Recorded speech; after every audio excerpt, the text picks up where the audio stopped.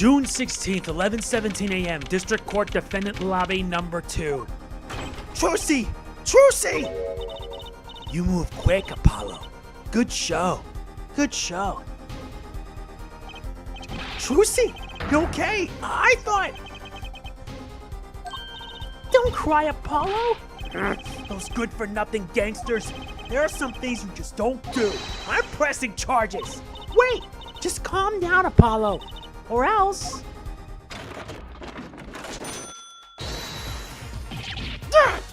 What the heck is that? Surprised? This is one of my best tricks. The amazing Mr. Hat. You look marvelous, darling. He's a big hit on stage at the Wonder Bar. Yes, I am a big hit. Well, what do you think? Do you like it? You mean you? Trucy, there are some things you just don't do. I'm pressing charges. Apollo! Now is not the time to be threatening me. It's you who's being threatened here. Huh? Remember what you said to Waki's father yesterday? You promised you'd save his son. But that testimony was rock solid. What are you suggesting I do? Look, once the judge declares a verdict, it's all over. If I can use my talent to stop that from happening, I will. Trucy, no more stage abductions, please. I'm not talking about magic, Apollo. I know when the witness isn't confident, I can perceive what he's feeling. It might not mean anything, but it's all we've got. You can see what he's feeling? Think back, Apollo. Think back to the times when there was a contradiction in his testimony. All the times. All the times there was a contradiction? I remember. Well, I think I remember them, sure. There were 2 times when he made statements he wasn't confident in, and each time there was a contradiction. In his hand, he held, yes, a pistol. It was pointed at the man pulling the stand. Tossing the pistol aside, he fled from the scene. He said the man tossed aside a pistol, but it turned out he wasn't sure, and sure enough, there was a contradiction. Well, that's true, but how does that help us? Didn't you notice anything? Whenever he made a statement he wasn't confident in, he displayed a certain habit. In his hand, he held, yes, a pistol. It was pointed at the man pulling the stand. Did you see it? The very moment he said the word pistol, his fingers got all tense and he fiddled with the corner of a page in his book. How am I supposed to see that? Well, I could see it. How else do you think Daddy went 7 years without losing a game of poker? What? I always sat next to Daddy during big matches.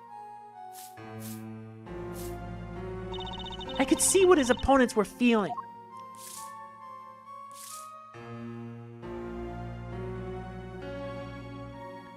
You mean that's how Mr. Wright won all those games?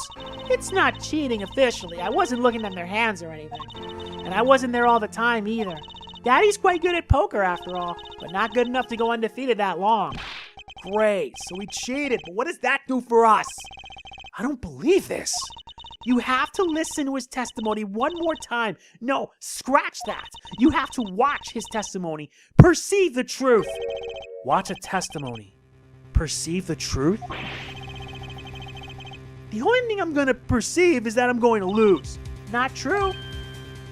Daddy said so. He said you have the power, Apollo. Mr. Wright said that? Watch the testimony. Perceive his true feelings. Is she serious? Time's up. Sorry, I can't think of any other way out of this one, Apollo. What was that she said before the trial started? Huh? Mr. Wright's not here today? He said his old foot injury was acting up. Yes, he smiled when he said we'd be fine as long as you're there, Trucy. Is this what he meant by us being fine? Well, methods aside, she did avoid one guilty verdict already today. Time to show this court what I'm made of. Get ready for justice! Let's do it. Apollo! You know, I'm starting to think I can do this. I knew you could do it all along. Oh, one more thing. Try to cover for Mr. Hat as best you can. I just flew in from the coast and boy are my arms tired. Right.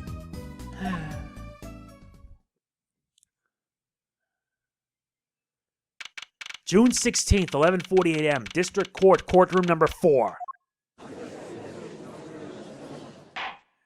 Court is now back in session. Right, we're fine. Ahem.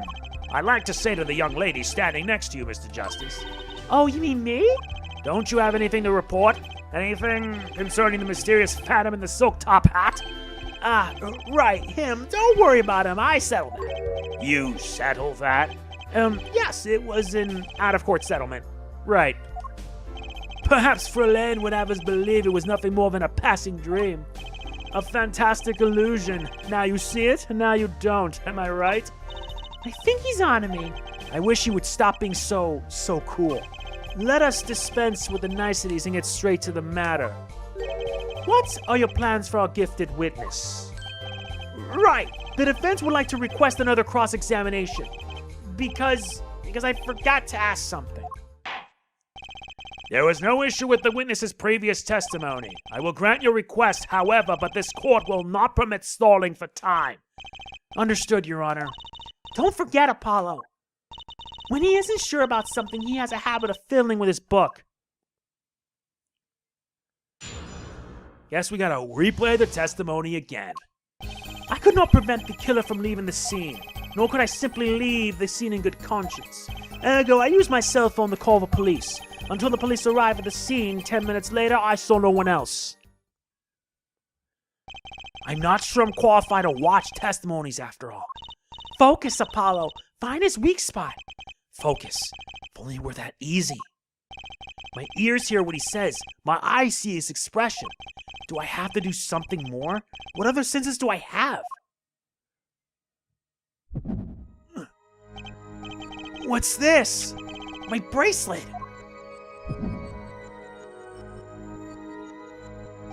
What's going on?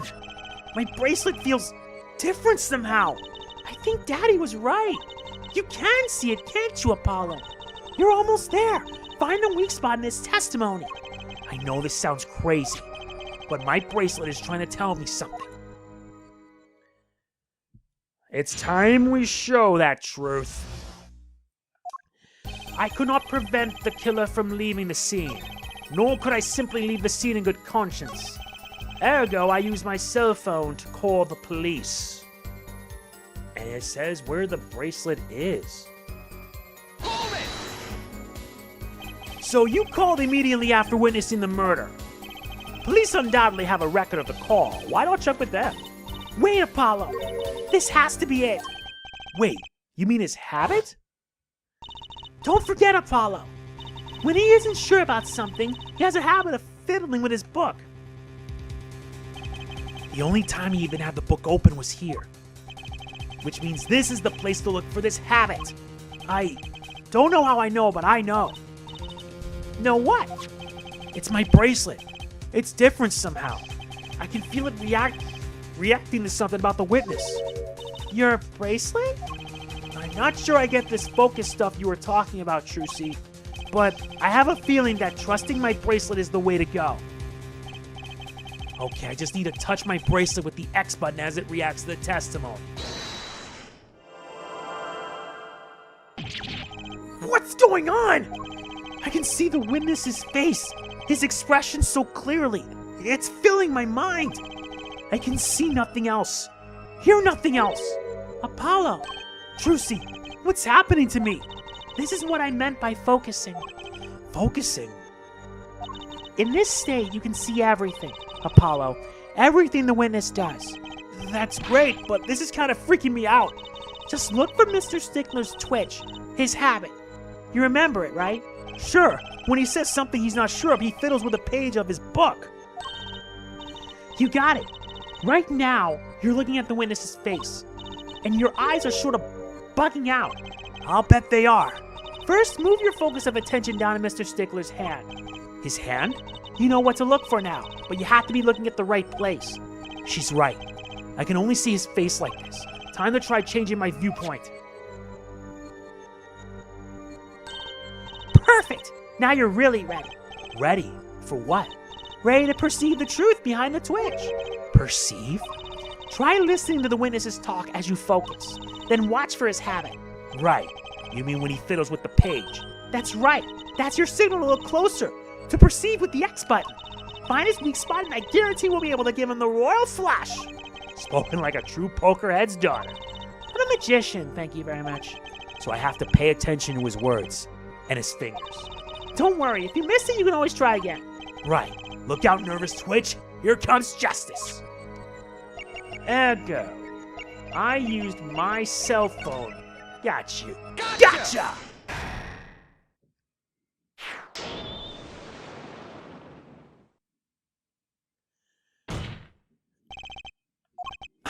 I saw it. Just now. I could see it. Mr. Justice, do you have something to say? All this banging of desks. It's quite bad for my circulation, you know. Mr. Stickler, allow me to ask you a simple question. Why did you fiddle with the page of your book just now? The very moment you mentioned your cell phone? What are you talking about? I'm curious now about this cell phone of yours. Mind if I ask a few questions? What to ask? How about his number? Mr. Stickler, tell me your phone number. Why? Whatever for? Why not? You have something against making friends? What does this witness's cell phone number have to do with the case? Absolutely nothing! This is an invasion of my privacy! Seeing you grimace like that makes me wonder about your cell phone, too. The witness will present his cell phone number to the court. Trucy, do you have your cell phone? Sure do. Try dialing the number that he gives us. You want me to call Mr. Stickler's phone?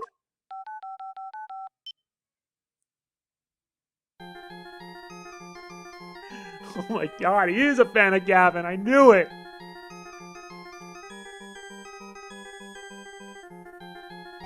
This is all highly irregular. Hey, my pocket's ringing. Wait, this is the phone from yesterday. Look, a cell phone. Someone dropped it beneath this tire. If the car moved, it would be crushed for sure. I wonder if it belongs to the doctor here. How strange, Mr. Stickler.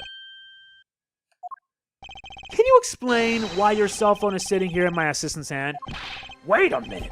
What is the meaning of this? This cell phone was found yesterday in the Maractus Clinic garage. The Maractus? Why, that's where the victim lived. Yeah, that's impossible. Mr. Stickler, you lied to the court, didn't you? If your cell phone is here, how could you have called the police?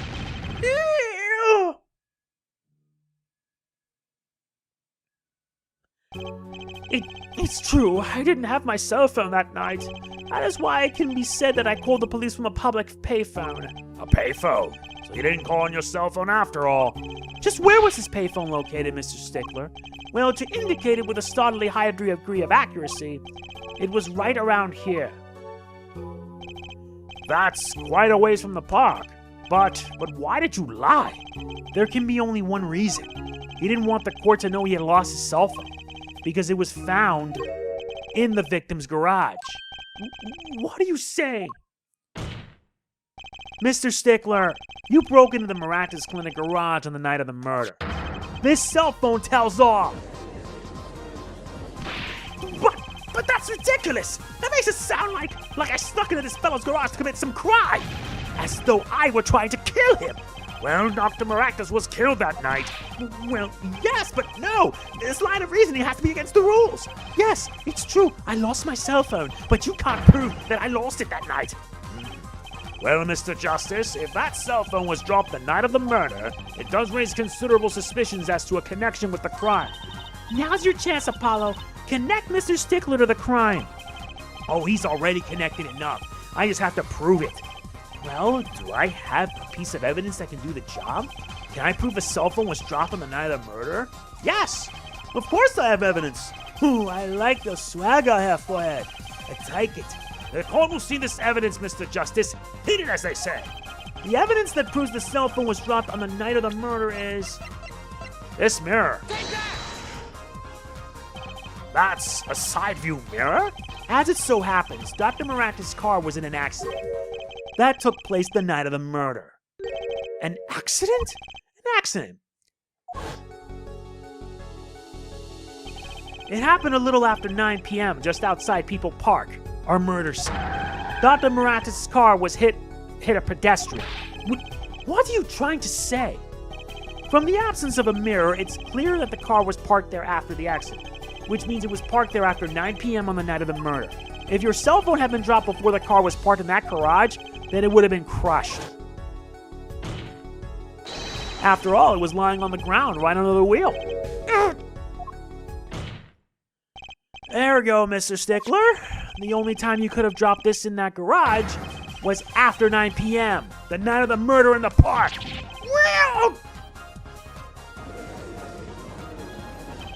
Mr. Stickler, you know what this means. You did break into the victim's garage that night. This is most unexpected, Mr. Justice. Are you naming this witness as a suspect in the murder of Pal Maractus? No! Stop! This is too much! This can't be happening! Prosecutor, say something! I suppose it is worth saying this. No connection has been found between Wesley Stickler and Pal Maractus. That is, other than this. I believe our next testimony will be most revelatory. Is the witness prepared? Yes, Your Honor! I know that face. That's the face of guilt. Witness testimony. Stickler's truth. That night, yes, I went to the supermarket. I must have dropped my cell phone on my way back. And when I was walking through the park, I happened to witness the crime. I saw the killer, the victim, the stand, all as clear as day. It was him. I saw the defendant at the scene. Yes, but your cell phone was lying in a garage. Yes. Well, as you can see, my model cell phone has a defect. It is given to rolling. It's quite a pain when I drop it alongside the road, you know. Looks like a normal cell phone to me. In any case, Mr. Justice, the cross-examination, please. That's funny. My bracelet didn't react at all during that testimony. His nervous habit must not be acting up. I didn't sense anything either, actually. Looks like you're on your own this time around. Right. No problem. I hope. Here comes justice. Oh, time to prove it. That night, yes, I went to the supermarket. I must have dropped my cell phone on my way back. And when I was walking through the park, I happened to witness the crime.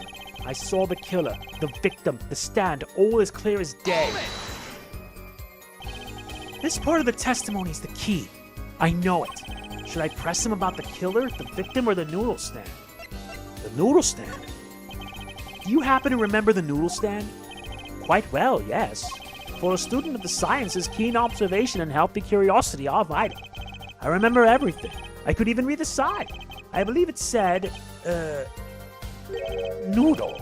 Yes, that was it. For remembering something quite well, it sure took you a while to tell us. And thank you for telling us that a noodle stand sells noodles. Very enlightening. Well, Mr. Justice? What about that sign? Could that be important? Yeah, it is. So if a sign on the noodle stand said noodle, it appears the defense has just obtained a vital piece of testimony. Is this noodle stand's broth really that delicious? I'll have to go sample the wares one of these days. I think that's worth adding to the testimony as well. Whatever sort of noodles that stand sells, it can't match up to IVU's cafeteria. Some apply to the school merely for a taste of our smart noodles. I wouldn't mind a taste of that myself. Why even remember the sign the stand the victim was pulling? It said noodle. Here's the problem. If you did do that, then you know there's something else. And you're absolutely sure that sign reads noodle. Why, just last week my professor offered me this praise. At least you have good eyesight, Stickler. I'll give you that. It read, without a doubt, noodle. I see. What? Why are you looking at me like that? Is that pity I see in your eyes? Let's take a look at our map, shall we? So you're claiming that when you saw the sign, you were standing here, was it? Although it would have been a bit hard to read the sign from the spot. You think so? Mr. Stickler, I'd like you to please take another look at the stand and to carefully read what the sign says. See? The sign actually states the name of the stand's owner. Eldunes. Inconceivable! I'm certain it was definitely noodle for sure. Positive. I'm afraid your professor was wrong about that eyesight. I wouldn't be so quick to jump to that conclusion. The sign he saw changes everything. The witness says the sign said noodle. And yes, he did see it right. What would you say if I told you that there is one spot from which the sign will be read the way Mr. Stickler claims? What? Mr. Justice, show us this spot. The witness actually viewed the stand from this location. We already know. Right up here. The witness was standing here, on the opposite side. How do you know that? When viewed from the south, the sign on the stand reads Aldoons, as we know. However, observe the other side of the stand. Oh, this sign says noodle. Exactly. The name of the stand is split between the front and back signs. Mr. Stickler, you lied to the court. You witnessed the crime from the northern side of the park, not the south. Yow! You got me. So what? So what? What does it matter if you saw the killing from the north or the south side? It makes no difference at all. He's right. Travel far enough to the south and you'll end up going north. Viewed on a global scale, directions are utterly without meaning. Actually, maybe he's right. What does it change? It changes everything, Apollo. Trucy, remember his testimony from before? Though to be honest, I'm a little scared of where this is leading.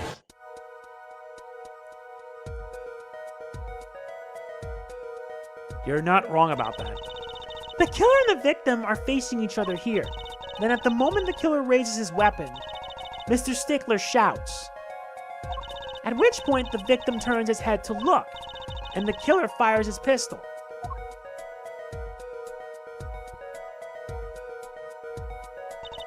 That's why the bullet hit him in the right temple.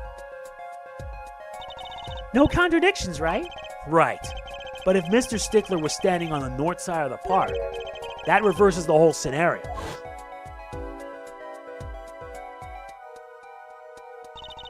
Completely. If Mr. Stickler shouts from where he is now, and the victim looks in his direction,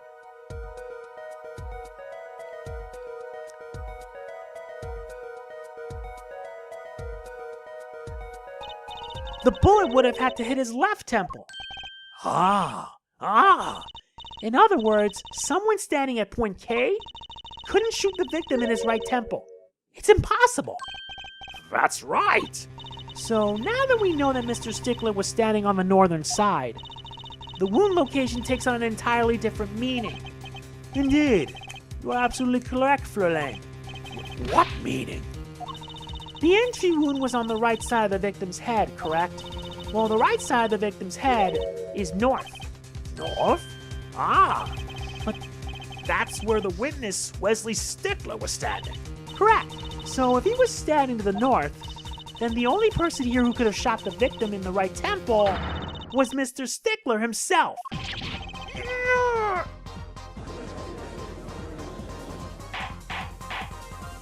Order, order, order! Wow, the apple didn't fall far from the tree. She's flipped this whole case on its head while I was still figuring it out. Objection! Clarify one point for me if you would, Herr Forehead. What now?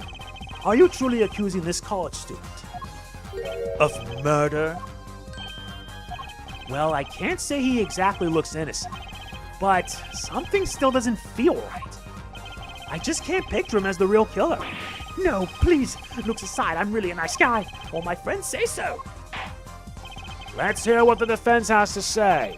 What are you going to do now, Justice? Should I really accuse Mr. Stickler? No. I don't think Wesley Stickler is a killer, but he's not innocent either. His unusual silence tells me that much. Mr. Stickler, you seem unusually quiet. Tell us why. Now. The word confession isn't in my dictionary. Herr Forehead, I'm afraid it falls to you to elucidate Herr Stickler's silence. Mr. Justice, you did say you were accusing the witness just now.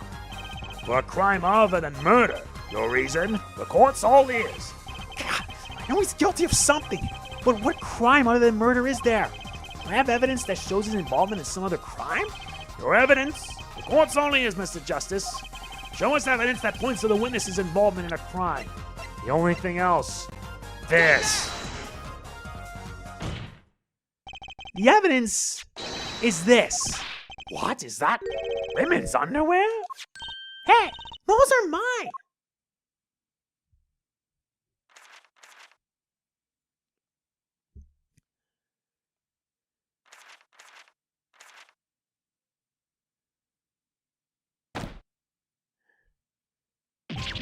Don't look at me like that!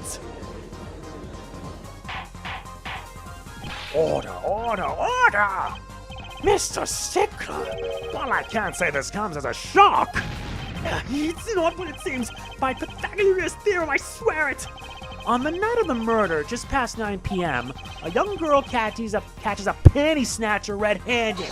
Bravely, she gives chase, but the snatcher flees and hides himself in no other place than the Maractus Clinic garage. Aha! Incidentally, these panties were found in the exhaust pipe of the car there. Presumably, he was trying to hide the evidence of his crime. Ergo, you may not be a murderer. You are guilty of panty snatching in the first degree. Please, hear me out. It's not what it looks like. Order, order, order! Mr. Stickler! You should be ashamed! It's not what it seems.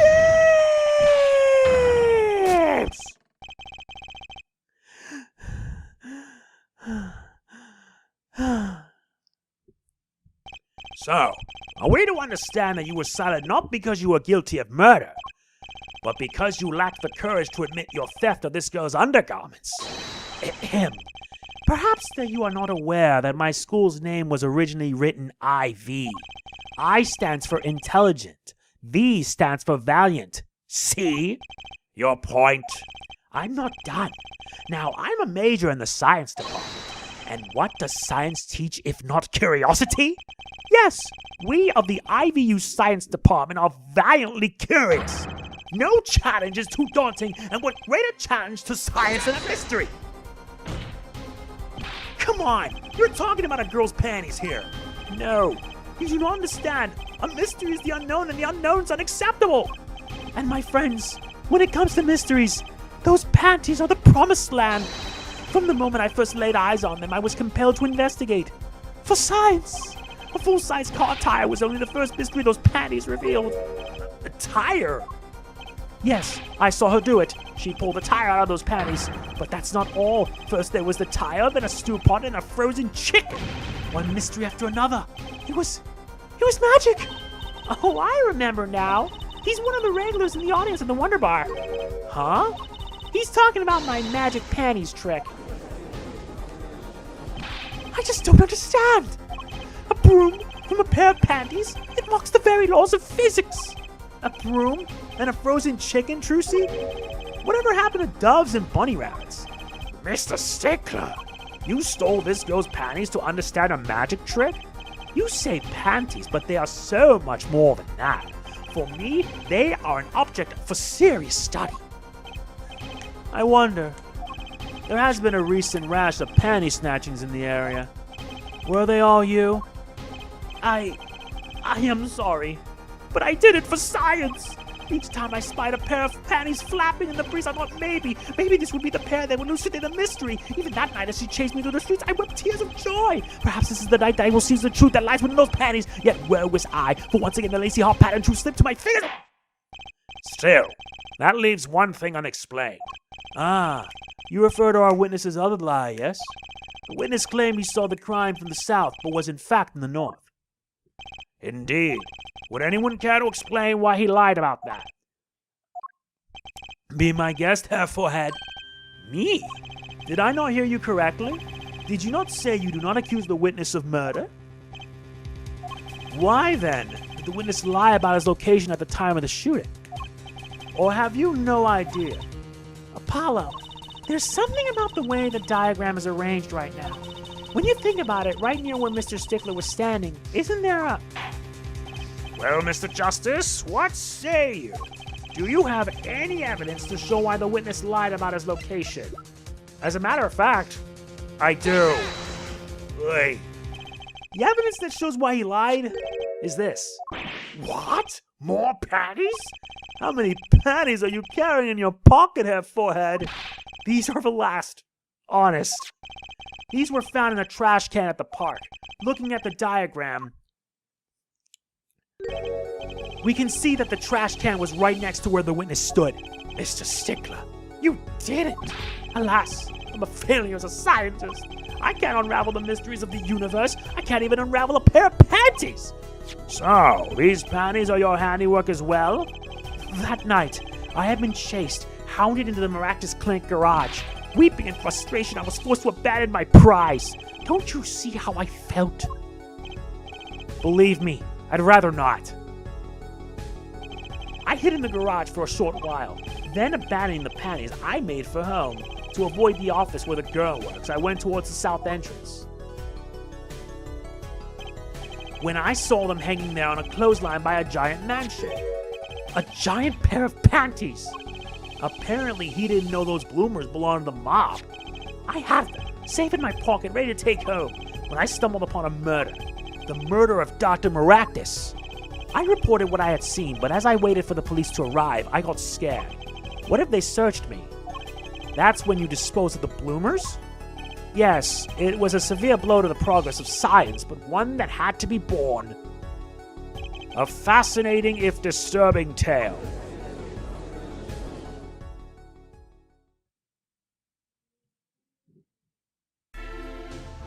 I believe this brings today's proceedings to a close, and I'm more than pleased to dismiss this witness for the remainder of the trial. One last thing, if I might. Yes, Prosecutor Gavin? Regardless of where we ended today, some vital points were made. Namely that the defendant Waki Kitaki was at the scene of the crime, and he was pointing a weapon at the victim. One more thing. Waki Kitaki has a clear motive. Indeed, the defendant Waki Kitaki is still the prime suspect in this case. The only suspect, in fact, assuming there was no one else on the scene at the time. Yet a mystery remains. The location of the wound in the victim's right temple has yet to be explained. The court requests further investigation from both the defense and the prosecution. Yeah, baby. No problem. Very well, this brings the trial for the day to a close. Court is adjourned. What a trial. And the only reason I wasn't as loud is because I don't live alone. If I did, I would be as loud as I want. That is it for this part of Apollo Justice Ace Attorney. We will continue in the next. If you enjoy it, like, comment, share, subscribe, and click the bell. I will see you in the next. This is MegamanNG signing off. Peace out. Product provided by CAPCOM.